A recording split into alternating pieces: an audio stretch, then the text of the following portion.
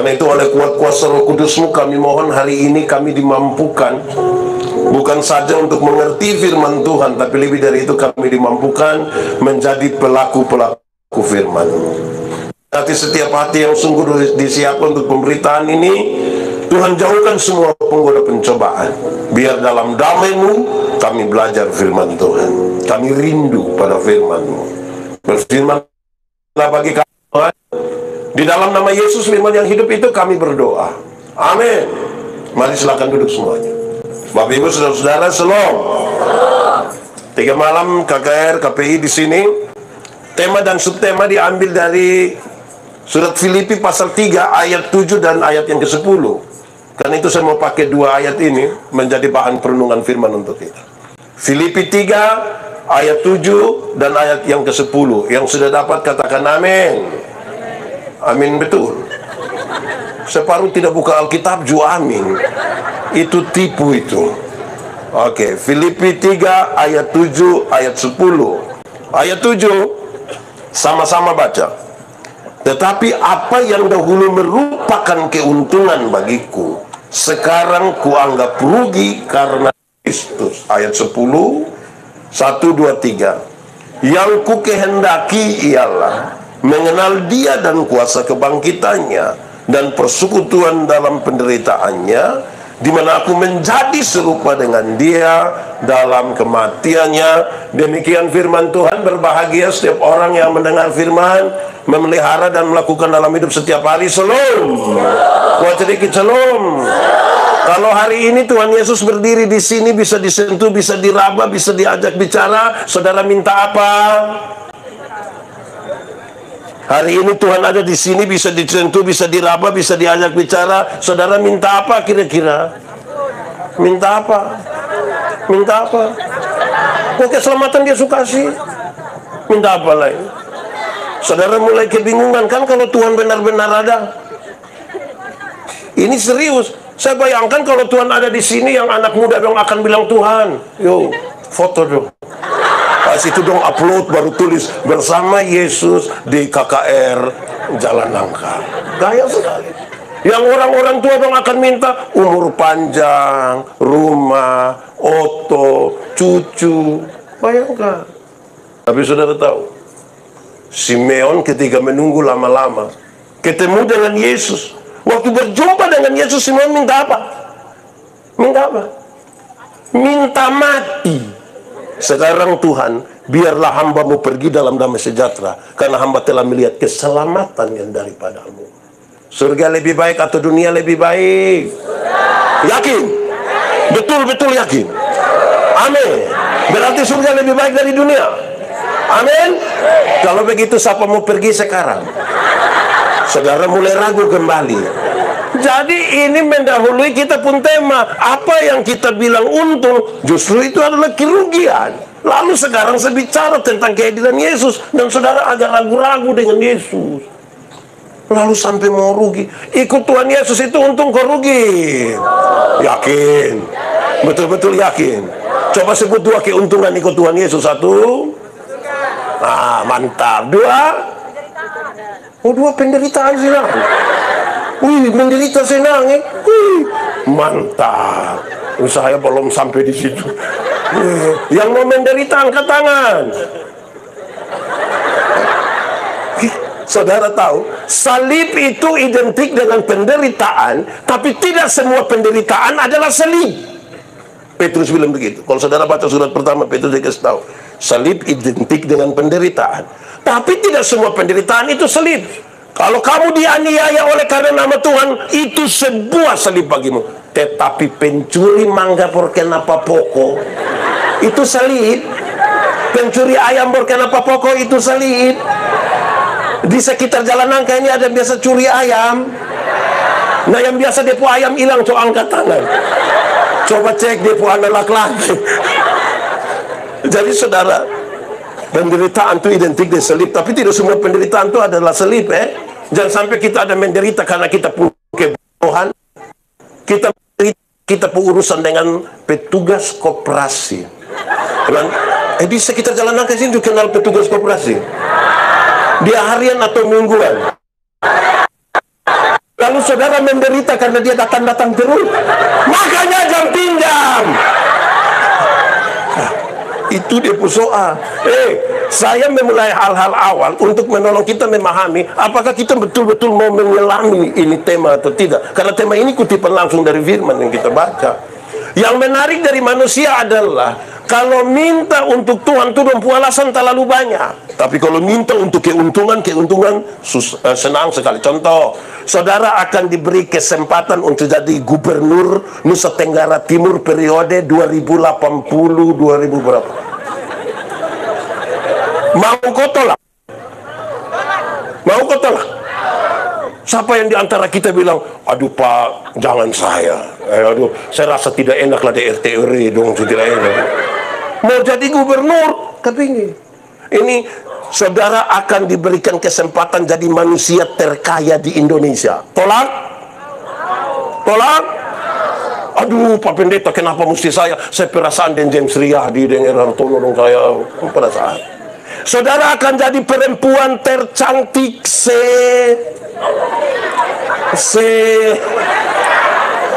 maulah. Siapa yang berani tolak? Siapa yang berani tolak?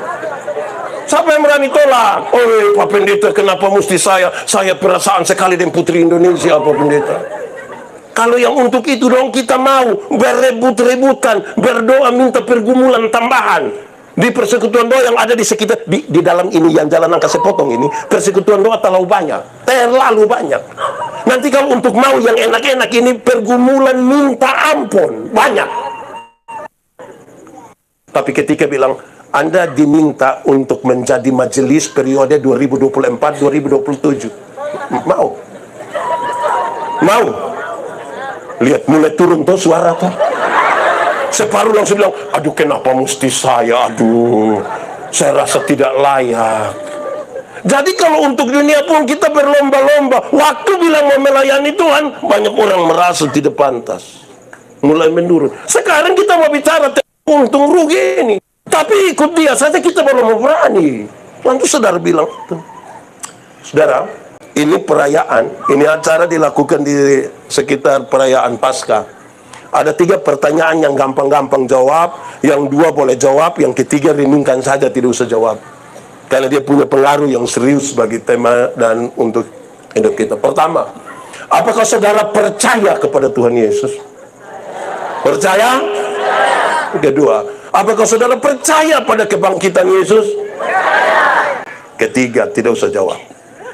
Apakah kebangkitan Kristus telah mempengaruhi kehidupan? Apakah Tuhan Yesus kebangkitan itu sudah mampu mempengaruhi kehidupan saudara? Kenapa saudara lihat saya?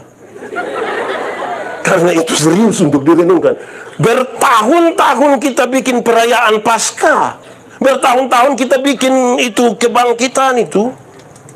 Ada separuh jadi Yudas, separuh Tuhan Yesus, separuh prajurit. Kalau prajurit yang saya ikuti, prajurit dong tidak pernah latihan, dong mendalami peran, dong tidak perlu latihan. Oh, pokoknya mabok itu tidak perlu latihan, langsung jadi. Tahun kita bikin acara, tapi kebangkitan Kristus mempengaruhi kehidupan saudara. Itu yang butuh perlindungan dalam. Kenapa? Itu titik tolak di mana Paulus mengatakan hal ini. Saya ingin mengenal Kristus dan kebangkitannya, karena itu yang mempengaruhi saya untuk mengatakan apa yang dulu saya kira keuntungan itu adalah kemudian kerugian bagi. Jadi saya tanya ini, betulkah Kristus mempengaruhi saudara dalam kebangkitannya? Kalau dia tidak mempengaruhi saudara, saudara mau sampai pada yang ini? Tidak mungkin. Tidak mungkin. Resapi baik-baik itu pernyataan, itu pertanyaan. Percaya kepada Kristus? Iya. Saudara percaya pada kebangkitan Kristus? Iya. Lalu apakah kebangkitan itu kemudian mempengaruhi hidup saudara semakin positif, semakin ingin nyata di tengah-tengah dunia, dan semakin ingin menjadi saksinya? Itu pergumulan serius, saudara. Paulus menulis ini ketika dia ada di penjara. Paulus dengan berani sekali mengatakan, apa yang dapat memisah. Saudara tidak tahu ini lagu?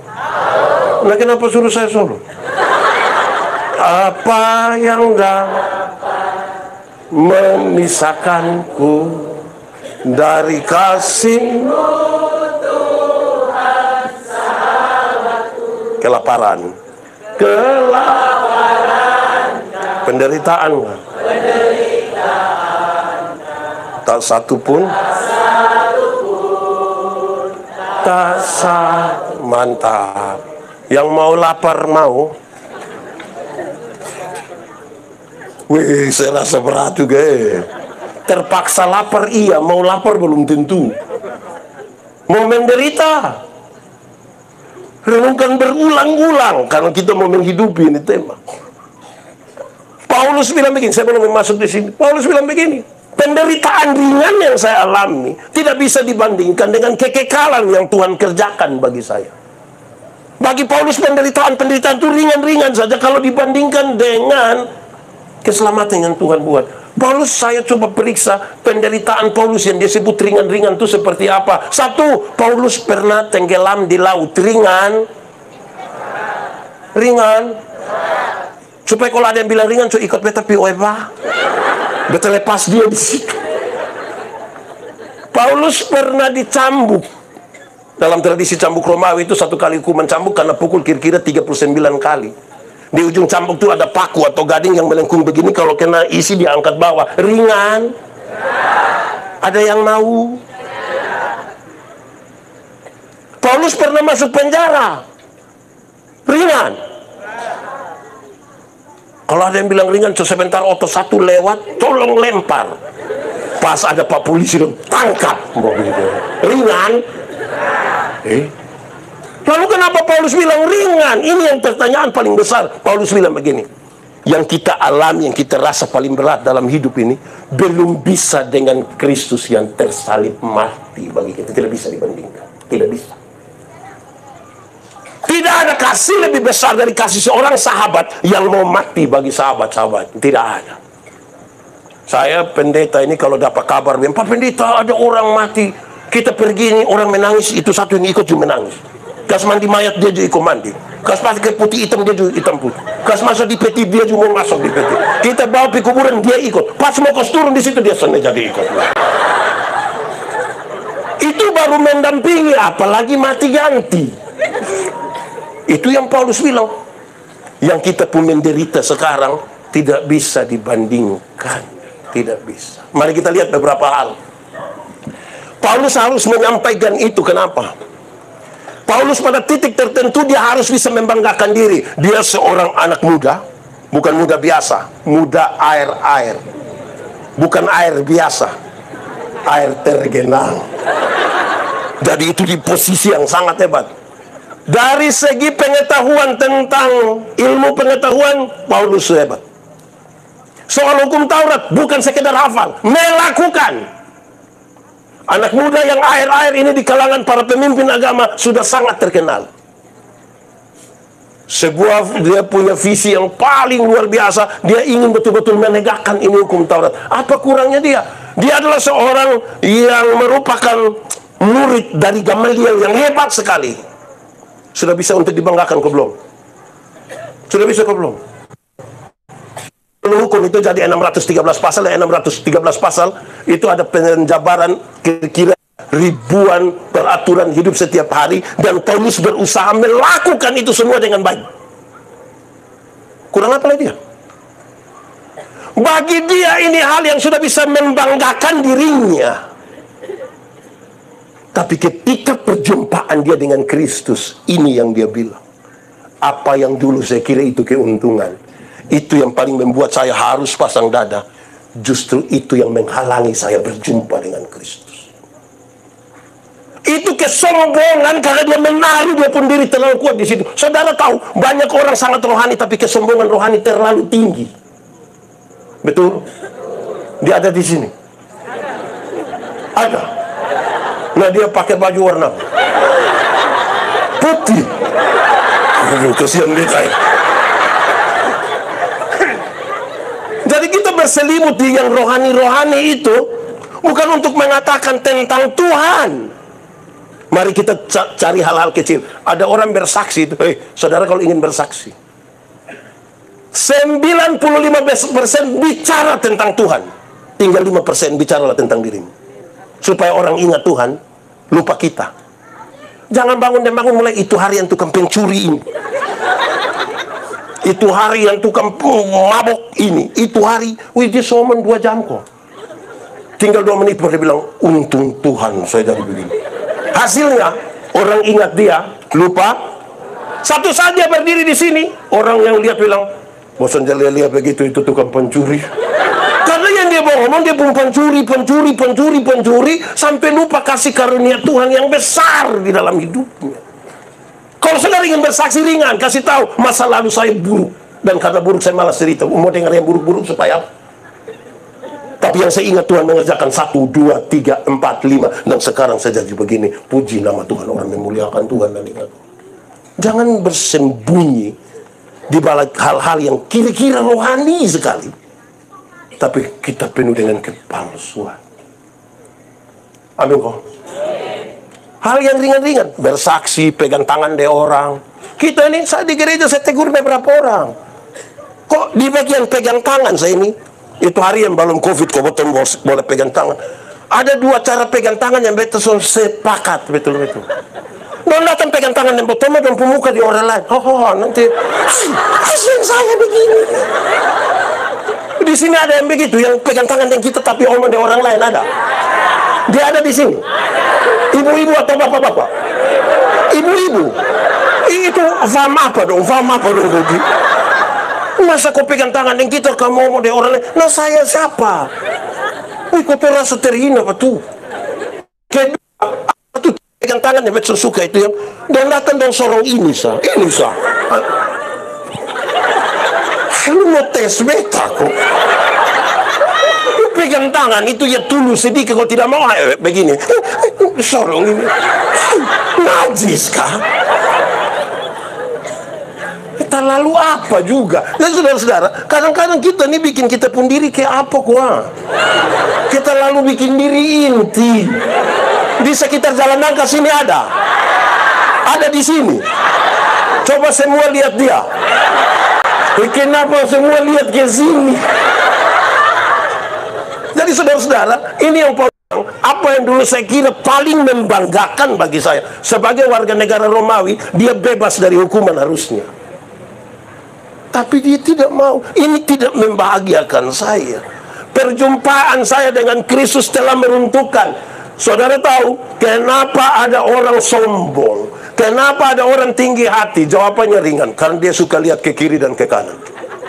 1, 2, 3 boleh lakukan. 1, 2, 3. Kalau dia lihat ke atas dan ke bawah, mungkin sombong.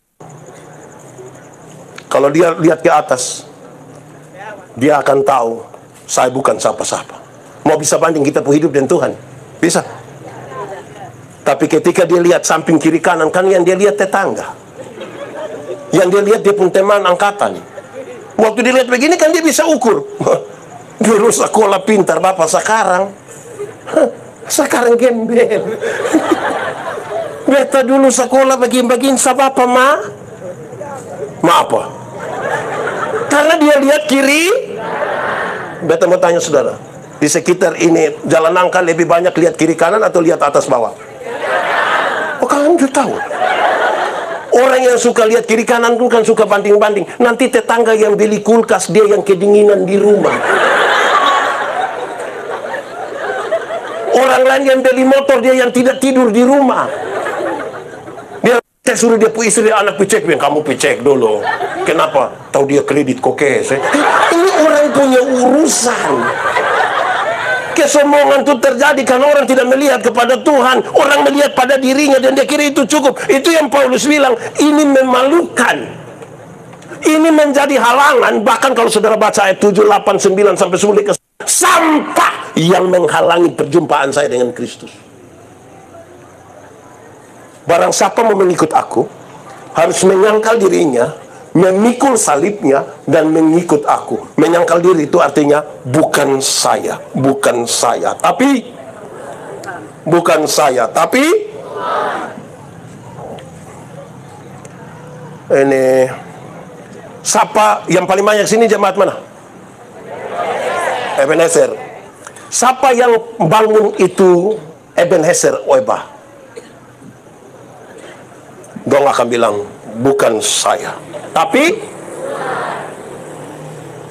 kalau kita tanya siapa yang bangun itu Ebenezer Oeba? Bukan saya. Cocek sa. Itu hari kalau bukan ini. Itu dia pun sombong mulai keluar itu. Amin. Jadi yang kita kira itu tuh yang kita mau taruh untuk bilang kita paling hebat. Paulus bilang itu memalukan. Itu sampah yang menghalangi kita. Ada orang susah, orang miskin, sakit-sakitan datang kepada saudara.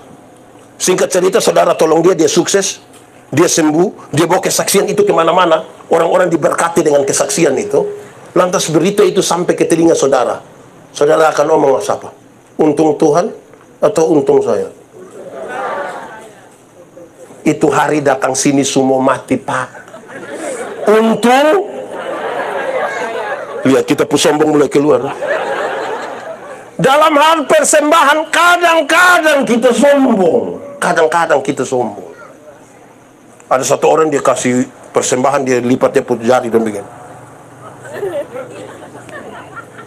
Bapak, kenapa kasih lipat sampai begitu macam? Dia bilang, Bapak, kalau tangan kanan memberi, tangan kiri tidak boleh tahu.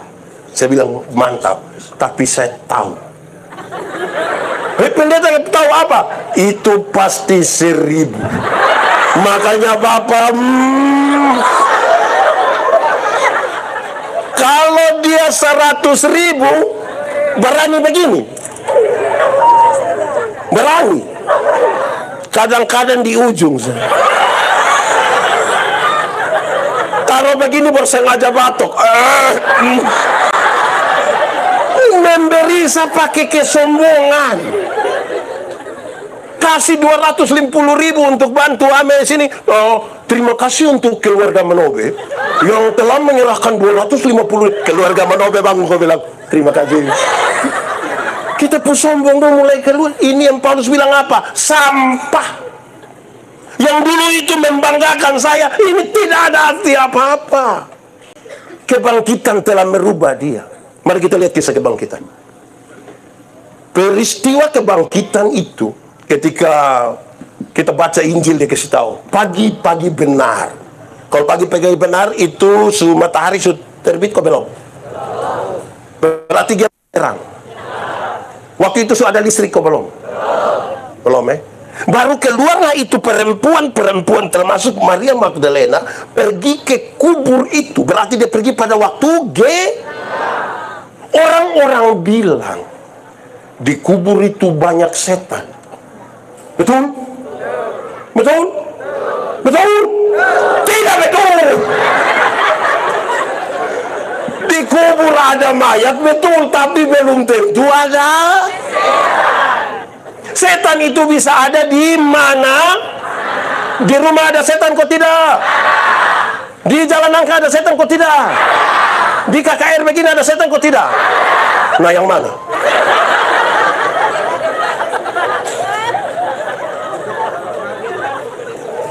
Saudara, Maria dan perempuan-perempuan lain pergi ke kubur itu dalam gelap.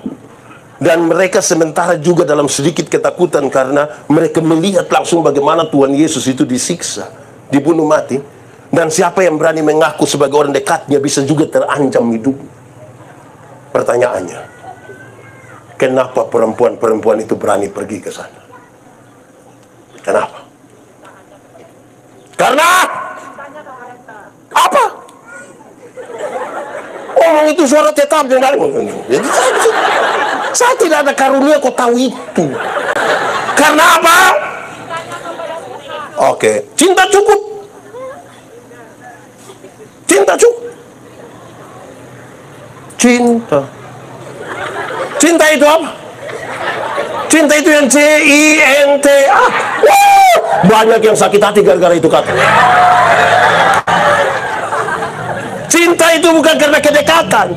Cinta itu adalah anak dari kecocokan jiwa. Ada orang dekat bertahun-tahun juga berhenti juga, hanya jaga orang pun jodoh. Jadi cinta bukan karena kedekatan, kecocokan. Banyak orang tidak cocok dengan Tuhan karena yang dia mau Tuhan bilang jangan. Saudara cinta Yesus? Ikut Yesus pun mau? Nah, siapa mak itu siapa yang suruh? Cinta membangun kecocokan, bukan karena kedekatan. Kok banyak judul dek-deket donson bawa omong suami istri, masing-masing pegang dia HP ku ketawa sih. Lama-lama gila. Di sekitar Oebas ini ada. Itu keluarga dong ada datang ikut ke saya mau kasih saudara, kalau saudara baca Lukas 8 ayat 2, dia kasih tahu, inilah perempuan-perempuan yang melayani Yesus. Salah satu yang disebutkan adalah Maria dari Magdala itu. Dia pernah apa? Dia pernah disembuhkan oleh Tuhan Yesus. Karena apa? Karena kerasukan roh jahat. 7 roh jahat. Pengalaman iman dia dengan Tuhan, itu yang membuat dia harus mencari Tuhan Yesus kemanapun Tuhan pergi. Ke Yerusalem untuk perayaan Paskah bersama-sama dengan Yesus. Waktu Yesus ada dalam putusan pengadilan, dihukum mati, mereka ada. Yesus ada di jalan-jalan Via Dolorosa, ada mereka di situ. Waktu Yesus disalibkan, perempuan-perempuan itu ada. Waktu Yesus diminyaki dan dikafani, mereka ada di situ. Waktu Yesus bangkit, ada juga mereka di situ. Apa yang membuat mereka menyertai perjalanan itu? Pengalaman perjumpaan rohani dengan Tuhan.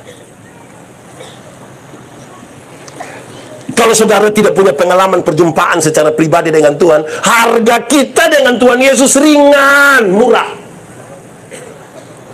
gampang digadaikan. Kok kita puana dong, iko katekisasi sidiko. Apakah jawabmu? Baru dong bikin kesedih-sedih itu. Ya, saya percaya dan pencitraan lah. Nanti dong jawab sedih-sedih begitu, tapi 6 bulan kemudian dan datang dan dong pun bapak mama kau bilang, Iba pendeta, man pendeta tolong kita dulu. Tolong apa? Tolong beta dulu. Tiap hari tolong lusa. Kenapa? Bapak kita sunika dinas, tahu sendiri nikah dengan aparat, ini dong tidak bisa pindah, kita yang pindah. Terus dia pun bapak bilang, namanya anak dong semua begitu, kita mau bilang apalah yang. Dia pun mama langsung bilang, kita orang tua pun tugaskan hanya urusan. Sudah terakhir kami pendetanya bilang, hoang. Jadi jarak antara pengakuan dan penyangkalan kita, terima kasih ya sayang, itu terlalu tipis. Nah saudara-saudara, pengalaman perjumpaan. Satu saat ada 2 penginjil datang ketemu saya. Dia bilang ke saya begini, Pak Pendeta, ada satu buku yang sangat berbahaya bagi upaya pekabaran Injil. Buku tentang 12 jam terakhir bersama sang guru. Kisah tentang Tuhan Yesus mulai di Getsemani sampai di Golgota. Dalam itu buku itu Pak Pendeta tulis bilang Tuhan Yesus itu tidak disalibkan. Ada tokoh yang lain, orang lain yang digantikan, yang menggantikan Tuhan Yesus. Tuhan Yesus turun dari salib kopi di Prancis. Orang lain yang ke situ, kok bisa tukar? Itu secara ajaib dilakukan. Oh iya. Pak Pendeta ini berat, Pak Pendeta. Buku ini sudah beredar sangat luas, sangat luas. Bahaya ini. Jadi Don Dua omong begitu, saya senyum-senyum. Terus Don Dua bilang, kenapa Pak Pendeta senyum? Saya bilang, jadi lu mau saya menangis? Saya tanya, kamu dua mau beta menangis kan? Terus beta tanya orang, hei, kamu dua punya kemampuan untuk menarik kembali semua buku yang sudah beredar? Dia bilang tidak. Oke, kedua, kamu dua punya kemampuan, kalau orang sebaca itu buku, kamu punya kemampuan untuk menghapus memori supaya dong tidak ingat? Tidak. Berarti kamu dua punya kegelisahan juga sama saja, tidak merubah apa-apa. Lalu yang bisa Pak Pendeta lakukan? Saya yang kecil. Kamu mau saya lakukan? Iya. Tolong kasih itu orang yang cetak itu buku, suruh cetak tambah banyak, bikin tambah video, bagi cuma-cuma bila perlu tambah uang, bagi ke seluruh dunia. Dan saya mau kasih tahu saudara demi nama Tuhan, perjumpaan pribadi saya dengan Tuhan Yesus tidak bisa dipatahkan hanya karena itu buku yang saya baca. Tidak bisa. Kesumaring. Tapi itu yang saya mau sampaikan pada saudara. Banyak kali kita bicara tentang orang, tapi kita tidak bicara tentang perjumpaan pribadi kita dengan Tuhan. Hanya orang sombong yang tidak mengakui perjumpaan pribadi dengan Tuhan. Hei saudara, bangun pagi saya itu karena Tuhan mau kita bangun. Ada orang yang tidur-tidur sampai bangun leto. Bayangkan kalau tadi malam Tuhan gimana kok begitu. Terus tadi pagi lupa kasih bangun kita. Ini hari siapa kubur siapa? Bagai macam kayak apa gua? Kita nih kan bangkit. Saudara tahu, kebangkitan itu kemudian dalam tanda petik memberi sebuah pesan kuat. Kenapa Paulus ingin mempelajari kebangkitan Kristus? Dia kasih tahu begini, saudara. Kebangkitan itu ajar untuk 3 hal. 1, kamu harus percaya. Harus percaya. Percaya itu konstruksi iman. Iman ialah dasar dari yang kita harapkan dan bukti dari yang kita tidak lihat. Padahal banyak orang tunggu melihat baru percaya. Wih betul itu, beta baru tahu Tuhan itu ada. Ini selama ini tidak tahu. Dasar dari yang kita harapkan dan bukti dari yang tidak. Jadi saudara tidak lihat juga percaya kok. Yakin? Percaya apa? Sekarang kita mulai. Dasar itu funderen. Dasar itu fondasi. Betul toh? Fondasi kuat, bangunan kuat. Fondasi miring. Ini dasar dari apa? Dasar dari yang kita harapkan. Harapan itu apa? Cita-cita, idealisme masa depan, visi ke depan. Saudara mau jadi orang paling kaya? Silakan. Saudara mau jadi orang paling cantik? Silakan. Mau jadi orang paling pintar di dunia? Silakan. Karena orang tidak beriman pun mau begitu. Pertanyaan paling penting adalah semua yang saudara harapkan sementara dibangun di atas konstruksi apa? Karena orang tidak beriman pun melakukan itu, mau seperti itu. Kita di atas iman. Kedua, bukti. Bukti dari yang oke. Tidak kita lihat. Mari dengar penjelasan ini. Arsitek. Tahu arsitek? Di mana? Arsitek itu waktu dia mau gambar sebuah bangunan, dia gambar dulu di sini. Kamar di mana? Ukuran berapa? Tangga di mana? Dia pun pintu di mana? Jendela di mana? Setelah beres di sini, kelihatan atau tidak kelihatan? Dari yang tidak kelihatan dia tuangkan di atas satu kertas yang bisa dilihat. Setelah bisa dilihat, baru orang mengerjakan sesuatu yang tadinya tidak kelihatan. Sekarang konstruksi sudah habis, dasar tadi. Lalu apa yang saudara taruh di sini tentang Tuhan? Banyak orang taruh salah di sini tentang Tuhan. Jadi ketika itu barang mau kelihatan, dia menjadi salah. Banyak orang kira cari Tuhan itu hanya sekedar untuk sehat, hanya untuk sembuh. Tuhan datang ke dunia hanya untuk itu. Berulang-ulang kali saudara jadi bosan ketika saya bilang Tuhan datang ke dunia bukan untuk bikin orang miskin jadi kaya, bukan untuk bikin orang sakit jadi sembuh. Walaupun bisa dibuat itu, walaupun bisa, tapi bukan itu tujuannya. Ada orang yang tidak kenal Tuhan malah lebih sehat dari kita. Yang tukang minum Shopee dong, minum dari 3 hari lalu sampai tadi pagi istirahat sedikit baru minum ulang dong, tidak tahu sakit. Kita yang mengaku kenal Tuhan duduk dekat embun begini pulang pilek Bapak. Makanya separuh taruh selimut di sini kan. Tuhan datang ke dunia bukan untuk bikin orang miskin jadi kaya, walaupun dia buat. Ingat, ada banyak orang tidak kenal Tuhan lebih kaya dari kita. Itu koruptor dong, itu kaya-kaya semua.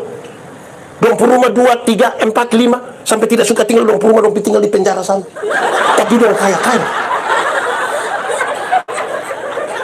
Kita yang mengaku kenal Tuhan ini sedikit-sedikit pulsa habis, sedikit-sedikit garam habis.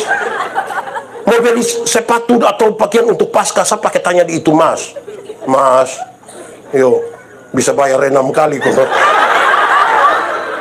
Kadang-kadang dong sendiri itu, Mas, dong ikut yang live RB malam itu. Fix sayang, fix. Yang L ada kok sayang. Yang PAP mondo. Di sini juga akal dan fix sayang. Itu ibu dong ada di sini. Tunjuk. Saudara, lalu Pak Pendeta, Tuhan datang ke dunia untuk apa? Tuhan datang ke dunia untuk apa? Tuhan datang ke dunia untuk Tua baru ingat. Tuhan datang ke dunia untuk apa? Menebus dan menyelamatkan saya dan saudara. Tuhan Yesus bilang, carilah dahulu kerajaan Allah dan kebenarannya, selamat dulu, baru yang lain itu di kekayaan, kehormatan di, umur panjang di, jabatan di, istri di.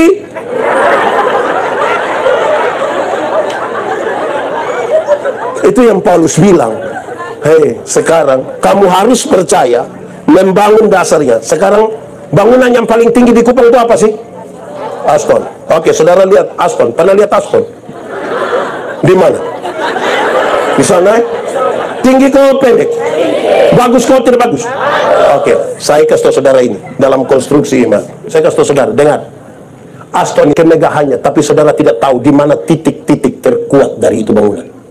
Saudara tahu, foto habis saudara tahu di puncak Kerayam di mana saudara tahu? Tahu ke tidak? Tahu ke tidak? Lalu siapa yang paling tahu titik-titik terkuat dari itu bangunan? Jangan omong Tuhan dulu, kok kita ada omongin As. Yang paling tahu titik terkuat dari itu bangunan adalah satu, orang yang tukang yang mengerjakan. Yang kedua, arsitek yang menggambar. Ingat, kamu adalah gambar dan tulisan Allah, dibuat dari tangannya. Jadi kita punya kemegahan di luar, yang ke Paulus, yang kita kira itu keuntungan dan paling bisa diandalkan. Tuhan yang tahu titik terkuat dalam hidup kita. Kalau masih itu yang kita andalkan, kita belum bisa begini, belum bisa. Walaupun tiap hari saudara-saudara sedikit-sedikit, darah Yesus berkuasa, Tuhan Yesus tolong. Itu satu kebangkitan membuat kita percaya kalau Kristus tidak bangkit, sia-sialah iman. Kedua, kebangkitan itu membuat mereka harus berbagi. Kasih tahu orang, Kristus bangkit, Kristus bangkit. Amin. Saya mau tanya saudara, kalau sebentar saudara pulang dari sini, saya kasih saudara uang masing-masing 100.000, senang kok tidak? Cerita orang kok tidak? Cerita bilang apa? Lu rugi soalnya PKKR itu pendeta yang kepala botak itu kasih kita uang. Ya kan? 100.000. Sekarang pertanyaannya, Tuhan Yesus mati bagi kita, bangkit bagi kita. Harganya lebih tinggi dari 100.000 atau lebih rendah dari 100.000? Lebih? Yakin lebih tinggi? Pertanyaan kedua, suka tahu orang? Suka tahu orang? Kenapa pulsa 5.000 saya kasih tahu di seluruh dunia? Pas pulsa masuk dalam foto itu barang baru upload di Facebook, tulis pulsa sudah masuk. Terima kasih Kak. Besok lah ya. Pulsa 5.000 kasih tahu semua orang, tapi Yesus mati bagi kita. Kita tidak berani kasih tahu kepada orang-orang. Kasih tahu kok dia tersinggung. Nah, kita sudah beritakan, saudara, Tuhan Yesus datang, dia tanya, berapa orang saudara mau datang kepada Yesus? Paulus merasa terhina sekali, karena orang yang mau datang kepada Yesus, dia bunuh, kasih mati. Aduh, dulu apa yang aku kira itu kebanggaan, ini sampah bagi aku untuk berjumpa dengan Kristus. Dia menjadi satu orang yang radikal. Kita ini kadang-kadang jadi radikal. Kayak apa ku? Saudara, mari belajar untuk berbeda. Saya punya kisah, saudara bosan dengar, saya omong ulang saya. Menginjil kasih tahu orang itu gampang kok susah? Susah kok gampang? Gampang kok susah? Susah kok gampang? Oh gampang! Saudara tahu, pertama kita lihat nilai dulu, harga. Tuhan Yesus pergi ke Gerasa. Di Gerasa dia berjumpa dengan satu orang yang kerasukan legion, roh jahat, legion. Itu berarti itu roh jahat punya jumlah 6.000. 6.000 roh jahat. Kita punya tetangga yang roh jahat di dia otak hanya satu, sakit pusing. Ini 6.000. Alkitab mencatat itu orang tuh jahat bagi orang lain, bahkan jahat bagi dirinya. Dia titik-titik dia pun diri dan batu. Tinggal di kuburan. Waktu lihat Tuhan Yesus turun dari perahu, turun perahu, roh jahat itu bilang begini, "Hei Yesus, anak Allah yang hidup, apa urusanmu dengan aku? Apa urusanmu dengan kami?" Rupa-rupanya roh jahat juga kenal nama Yesus. Betul atau tidak? Berarti kalau kita hanya baru kenal nama Yesus, apa bedanya kita dengan roh jahat? Roh jahat itu kenal, bahkan ketakutan. Di daerah itu menurut penginjil Markus, ada penjaga-penjaga babi menjaga babi kira-kira berapa? 2000 ekor. Roh jahat itu meminta, biarkan orang masuk ke babi-babi itu. Tuhan Yesus kasih tengok, lo masuk itu babi, kau mati. Babi mati. Mati 2000 ekor babi, orang-orang yang jaga itu babi itu kehilangan pekerjaan. Apakah Tuhan Yesus tega buat orang kehilangan pekerjaan? Tidak. Lalu kenapa Tuhan Yesus biarkan babi-babi itu mati? Dengar. Dalam struktur budaya Yahudi, babi itu haram. Orang Yahudi tidak makan daging babi. Di Yahudi itu tidak ada sei babi. Tidak ada aroma di sana, tidak. Tapi yang haram itu dong pelihara 2000 ekor. Sementara satu orang yang hampir mati dong biarkan. Itu orang hampir mati dalam kesakitan, dalam penderitaan, kemiskinan dan kebodohan, dong biarkan. Ini yang Tuhan Yesus marah. Alangkah lebih baik ada 2000 ekor mati daripada ada satu orang binasa di kita muka. So sekarang kali, kalau babi 1 ekor harga 2 juta, 2000 berapa? 2000 kali 2 juta. Yang sekolah dong. Ini yang sekolah jam berapa dong ini? 2000 kali 2 juta. Berapa? Berapa? Berapa? 4M. Harga satu orang yang hampir mati di hadapan orang. Pertanyaannya, pernahkah kita siapkan 4M untuk satu orang yang susah itu? Pernah? So tidak pernah lagi pakai menyanyi, biar ku miskin ilmu, uangku tak punya. Tuhan kita kaya, kok miskin? Nah, kenapa depan Anda miskin? Karena pamalas. Kalau pamalas tambah parakus, 4M. Pertanyaan sekarang, saudara, siapakah orang susah itu? Orang yang gila, yang kerasukan legion? Ringan. Kemungkinan besar dia suamimu. Kemungkinan dia besar istrimu, anak-anakmu, orang tuamu. Coba kita cek sah. Yang paling banyak pergi gereja itu mama, kok bapak? Ini malam yang ikut KKR malam ketiga ini mama atau bapak paling banyak? Ini mama janda semua. Mama janda kok bukan? Bukan teh bapak. Teh bapak. Ini mama dong, ini dong style bagus-bagus pergi jalan sendiri. Sampai sana pas pendeta lihat, pendeta bilang, aduh sayang, teh bapak. Cuma tuh tahu sendiri teh. Ini tanda apa ini? Ini tanda apa?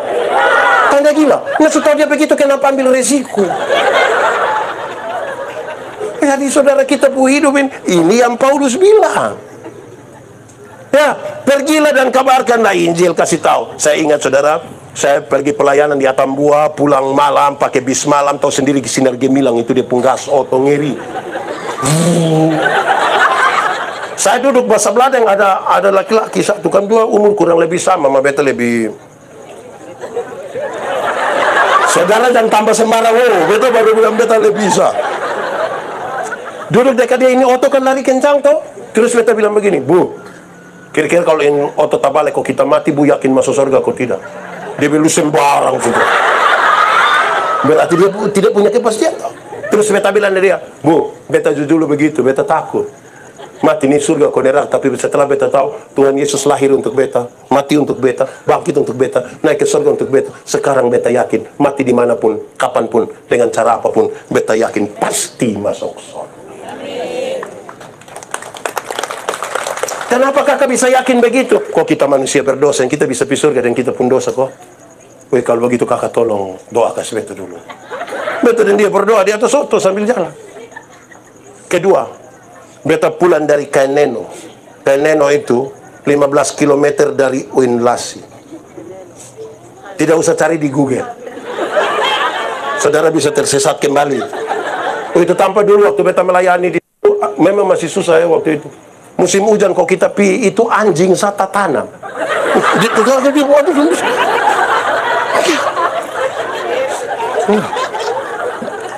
Saudara, beta pulang kira-kira 6:30 atau jam 7 malam. Ada satu nona kerja di Plan Internasional di Soe. Dia mau pulang ke Soe, tapi kan itu perbatasan Amanuba Namnatu. Mungkin dia perempuan, sedikit takut. Dia tunggu orang lewat situ. Tiba-tiba dia dengar bunyi motor dari Kandeno tuh menuju dia. Dan itu beta. Beta pak, bukan boy. Pas sampai dia kan di bundaran di Oenlasi kan. Pas beta sampai dia pemuka, mungkin dia takut beta lewat atau apa. Dia lompat di tengah jalan, baru dia bilang, "Kak." Beta dalam hati, "Kak, nah. Ini malam," makanya dia bilang. Kalau siang dia bilang, saudara terlalu sekali. Jadi dia bilang, "Kak," beta langsung bilang, "Iya dek." PK Barang Injil dibangun di atas persahabatan. Bukan pika salah orang, itu permusuhan. Persahabatan, makanya ketika dia bilang, "Kak," beta bilang, biar berimbang sedikit. Masa kok dia semangat bilang, "Kak," terus beta bilang, "Omong deng."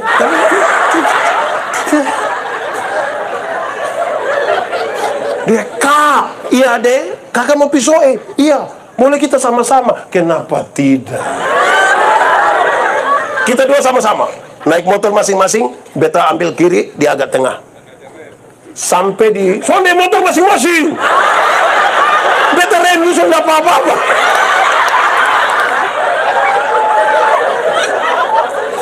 Beta kiri, dia agak tengah. 3 kilometer kita sampai di Kie. Ada orang bawa motor lari kencang dari belakang. Serempet dia kaget. Ini orang lari lewat terus. Beta tahu dia punya sedikit masalah di situ. Beta bilang, "Non, saudara ini kayak apa gue?" Beta bilang dia, "Non, iya, kira-kira itu orang yang lari motor begitu mati masuk surga atau tidak?" Dia bilang macam begitu, tulisan masuk itu tulisan. Oke, kalau sekiranya nona yang celaka kau mati masuk surga kau tidak? Dia bilang, "Tahulah ini. Semua orang kita anggap non berdosa, habis kita sendiri tidak punya keyakinan. Sekarang beta yakin dia punya masalah." Beta kata dia, "Nona, kakak dulu begitu. Kakak takut. Mati mau gimana? Tapi waktu kakak tahu Tuhan itu lahir untuk kakak, mati untuk kakak, bangkit untuk kakak, naik ke surga untuk kakak. Sekarang kakak yakin, mati dimanapun, kapanpun, cara apapun, kakak yakin pasti masuk." Kakak bisa yakin begitu? "Nona, kita ini manusia berdosa. Di hadapan nona beta tahan diri tidak melakukan kejahatan, tapi nona tidak tahu apa yang ada dalam beta hidup penuh."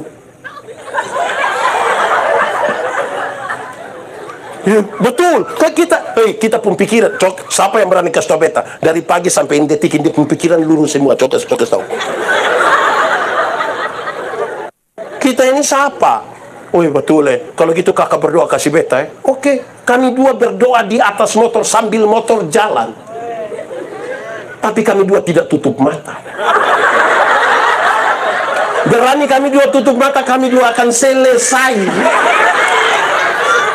Tapi poin yang ingin saya sampaikan, begitu kita mengabarkan Injil, ringan, bangun persahabatan, kasih tahu tentang kabar baik atau kabar buruk. Jangan pikir sedia kabar buruk. Anak muda satu dan satu, "Pendeta, saya rasa saya orang paling berdosa." Iya, saya lihat lu pemuka di muka berdosa ini. Lu ini kalau tidak bertobat dan kaki tangan dan patah semua. Kita penuh ancaman kalau kita pun dosa semua, Tuhan kasih patah kita pun kaki tangan. Menurut saudara kita pun kaki masih lurus.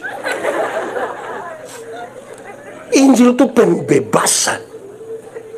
Kamu harus percaya. Dia sudah bangkit.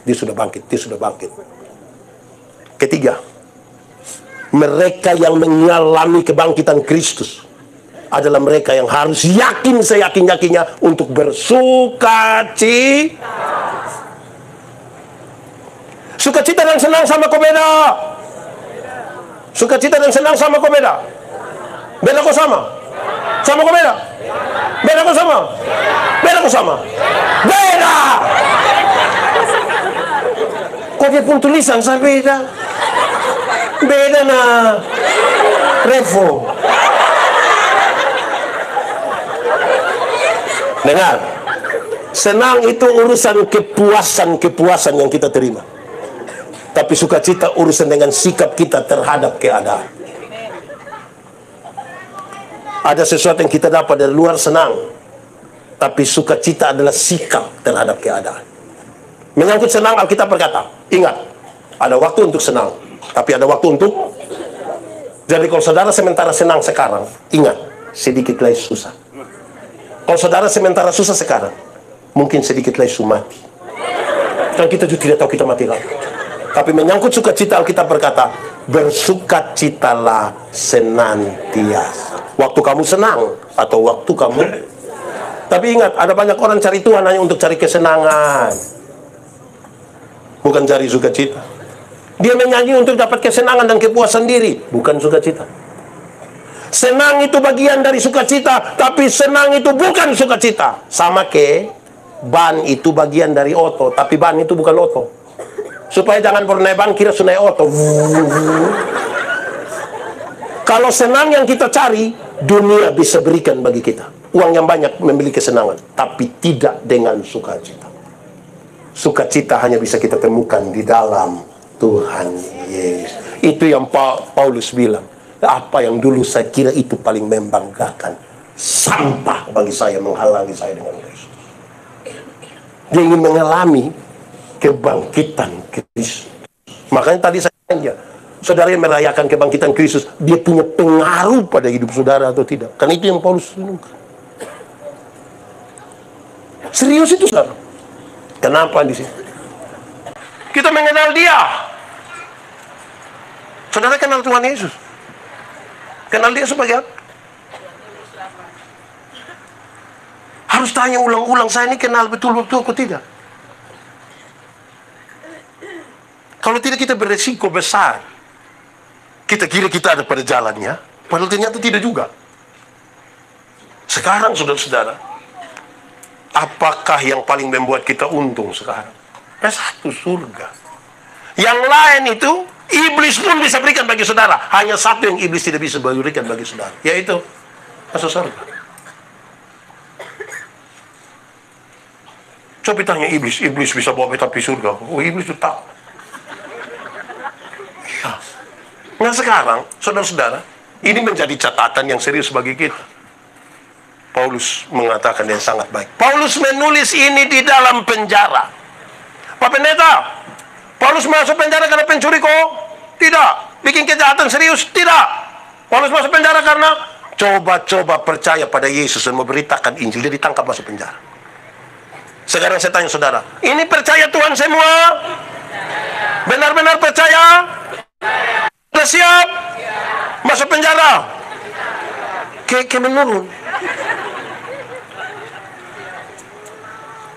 Saya merenungkan berkali-kali, kenapa tempat yang paling dihindari oleh banyak orang kemudian menjadi satu tempat di mana Paulus menulis banyak sekali petunjuk untuk orang-orang supaya mereka dikuat. Dia hanya berpusat pada Kristus. Saudara lihat ya, kebangkitan Kristus itu banyak orang cari salah Yesus. Maria pergi ke situ toh, sampai dikubur Yesus itu. Ternyata kubur kosong. Ada malaikat toh, dia tanya, Bapak dong yang ambil sapung, Tuhan kok. Bahkan ketika dia balik ada Tuhan Yesus di situ. Dia tanya, jangan sampai engkau penunggu taman yang ambil sapung Tuhan kok. Saya mau tanya, Tuhan Yesus itu diambil orang kok? Ambil ke tidak? Lalu Tuhan Yesus kemana? Bangkit. Tapi kenapa Maria yakin sekali bahwa Tuhan Yesus diambil orang? Nah ini dia persoalan. Kalau tidak memahami kebangkitan, yang ada di kita tuh hanya tuduh orang. Bahkan Tuhan sendiri itu dituduh. Omong sembarang itu dia bernama. Di sini ada yang tukang omong sembarang. Saudara, Tuhan cipta manusia itu 2 mata, berapa telinga? Berapa mulut? 1. Supaya lihat 2 kali, dengar 2 kali, omong berapa kali? Lihat ulang-ulang, dengar ulang-ulang, omong berapa kali? Tapi ada banyak orang tidak ada mata, tidak ada telinga, mah dia pemulut 7. Dia tahu habis semua. Hei, barang di dunia apa yang siapa terlalu pintar kau tahu semua barang? Yang dia pun nama pintar itu terbatas. Pintar itu apa? Bodoh itu yang tidak ada batas. Itu dia meleleh. Jadi kita tidak bisa tahu semua hal. Kita butuh berdiam diri di hadapan Tuhan. Dulu Paulus kira dengan hasil dari Gamaliel yang hebat dan ketekunan dia untuk belajar, dia pikir dia sudah mengerti, paling mengerti semua. Sampah untuk menghalangi dia dalam perjumpaan dengan Kristus. Karena itu saudara, tidak ada yang bisa kubanggakan lagi di hadapan Tuhan. Tidak ada. Setelah memahami ini kebangkitan Kristus. Kebangkitan Kristus adalah kebangkitan kembali mujizat dan kuasa-kuasa. Dia yang melayani dulu, yang hidup di sana. Sekarang dia tampil. Kebangkitan Kristus pada murid-murid. Pemberitaan itu di Lukas 24. Bicara tentang 2 orang dari Emmaus datang ketemu 11 murid yang ada di Yerusalem. Tiba-tiba Yesus ada dengan mereka. Waktu Tuhan Yesus ada dong sepakat bilang itu hantu. Bayangkan barang yang tidak biasa ini. Tiba-tiba dong tahu itu hantu. Kipun cepat bawa omong lah. Di sekitar jalan nangka ini ada pohon besar. Ada pohon nangka. Pohon beringin. Malam-malam lewat aman. Angin tagoyang, kas tagoyang pohon sedikit. Ngeri kok sonde. Ikut dia pumama dong yang bilang ngeri. Bayangkan hanya angin gas tergoyang pohon, separuh sudah mengambil kesimpulan. Pak lihat, berapa dari dulu ada nona satu pakai baju putih di sini. Padahal pohon hanya tergoyang, itu hantu. Bayangkan, saya lahir besar di Soe. Kalau saya cerita tentang Soe, saudara percaya atau tidak? Kalau saya lahir besar di Soe, tapi lebih banyak cerita tentang Surabaya, saudara percaya atau tidak? Kenapa tidak percaya? Apa pesan yang ingin saya mau sampaikan buat saudara? Dengar. Banyak orang mengaku dari mulutnya bahwa dia percaya Tuhan. Dia meyakini dia percaya Tuhan. Tapi pengakuan dia terhadap setan. Sakit sedikit pasti tetangga yang suanggi, itu pasti. Hai, kita ini percaya Tuhan, kok percaya suanggi? Kok sakit sedikit harus orang lain yang bikin? Orang bikin itu dia juga lihat orang lah. Saudara tahu satu saat saya diminta, karena orang NTT ini termasuk salah satu yang waktu itu paling takut karena vaksin. Kita terlalu banyak yang tidak vaksin. Supaya itulah pakai ayat Alkitab untuk menolak vaksin.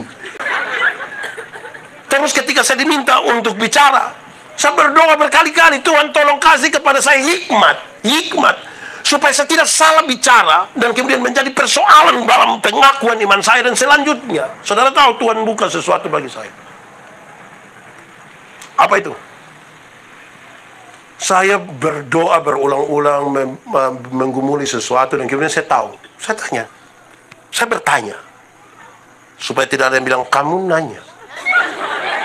Saya tanya, ini diri ini siapa punya? Yakin? Sama persis, waktu itu saya meyakini bahwa saya pun diri milik Tuhan. Kalau saya pun diri milik Tuhan, katakanlah yang orang omong itu bilang itu vaksin itu tidak benar. Katakanlah bukan pendeta yang dia omong. Katakanlah itu tidak benar.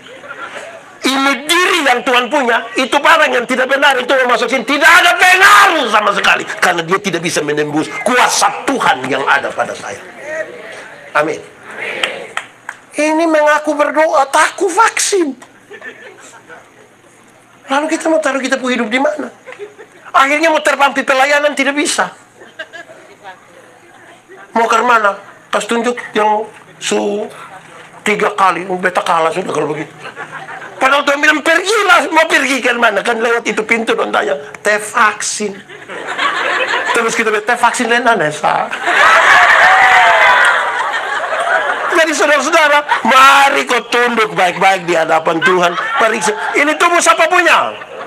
Jangan sampai di sini ada yang belum vaksin. Leko. Kita ini kadang-kadang saudara, sudah tidak tahu lagi, omong sembarang, klaim sembarang, pakai Tuhan lagi di situ. Nah, yakin kita pun diri itu milik Tuhan.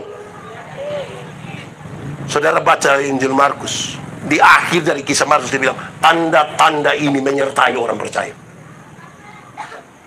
Masa orang percaya penuh ketakutan, baru pengaruh orang lain lagi. Lupite 666 tambah 777. Kakak. Itu nane loni itu. Jangan supaya yang kita omong itu omong yang benar. Dan sampai kita paksa diri kok bikin seolah-olah itu benar. Maka itu selami dulu maksud Tuhan di dalam kita. Supaya kita tahu. Tuhan, kita terlalu terbatas untuk paham terhadap apa yang Tuhan mau. Tuhan tolong saya. Biarlah ini menjadi bagian kita. Kita pulang dengan sebuah perenungan. Kebangkitan Kristus memberi pengaruh dalam hidupmu. Kalau tidak, kita hanya aktivitas rohani, tapi kita tidak percaya pada Tuhan. Mari kita tunduk kepala di hadapan Tuhan. Kita angkat hati kita bagi Tuhan. Firman Tuhan berkata, kalau kamu dengar suaranya, jangan keraskan hati. Minta Roh Kudus lembutkan setiap hati yang keras. Kita berdoa, kuasa kebangkitan Kristus itu biar membaharui hidup kita, menjadi baru.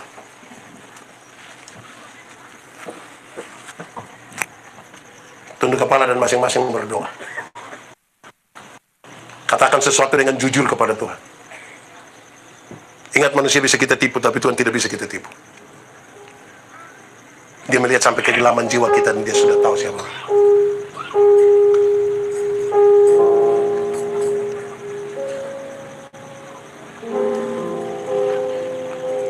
Tenang-tenang saja dan katakan sesuatu dengan jujur.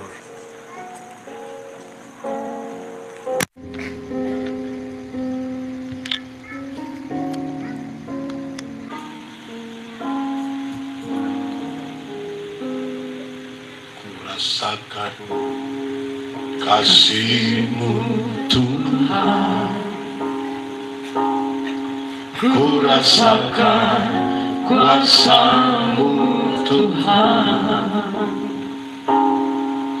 ku rasakan kasih kuasa Roh Kudus, ku rasakan kehadiran-Mu. Tetap tenang, sekali lagi. Ku rasakan kasih-Mu Tuhan. Lebih sungguh kita katakan, rasakan kuasa-Mu Tuhan, ku rasakan kasih kuasa Roh Kudus, ku rasakan kehadiran-Mu. Sama-sama semuanya.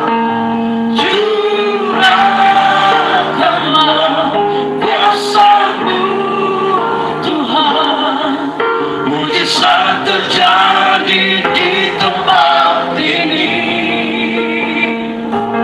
curahkanlah kuasa kasih-Mu Tuhan, mujizat terjadi sekarang. Mari lebih tinggi semuanya, curahkanlah kuasa-Mu Tuhan, mujizat terjadi di tempat ini.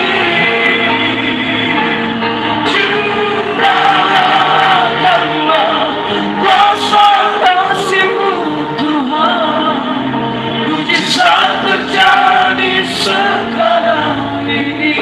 Mujizat terjadi. Mujizat terjadi sekarang ini. Sekali lagi lebih sungguh kita minta mujizat.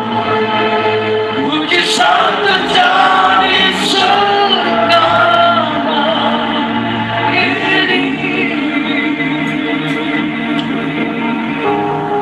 Ya Tuhan Allah, bagian kami sudah selesai. Kami sudah mendengar dan hamba-Mu sudah memberitakan. Terlalu jauh dari kesempurnaan. Sekarang kami minta Tuhan tolong kami. Tuhan yang ajarkan, Tuhan yang buat dia bertumbuh dan berbuah dalam hidup kami. Biar firman-Mu jadi pelita bagi kaki kami dan terang bagi jalan kami. Supaya yang lemah dikuatkan, yang putus asa diberikan harapan, yang ragu-ragu dapat iman, yang sakit Tuhan sembuhkan, yang berbeban berat Tuhan berikan kelegaan, yang berduka cita Tuhan berikan penghiburan. Kami tahu kuasa-Mu terlebih besar. Hari ini Tuhan tundukkan kami benar-benar di bawah kasih, di bawah kaki salib. Kami bukan siapa-siapa.